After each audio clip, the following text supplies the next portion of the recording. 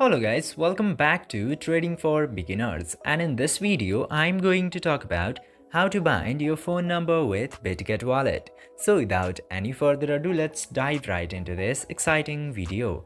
Now, in order to do that, you just simply have to open your Bitget wallet into your device. Then, after opening Bitget wallet, you will get to see this wallet section at the bottom right.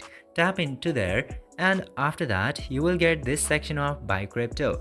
Just simply tap to buy crypto, and after tapping into there you will get these two options. For example, I'm selecting the option of P2P trading.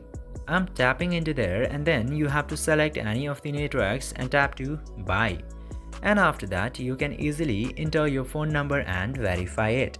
This way you can easily add or bind your phone number with Bitget Wallet. So if this video was helpful, don't forget to give a thumbs up and subscribe to this channel.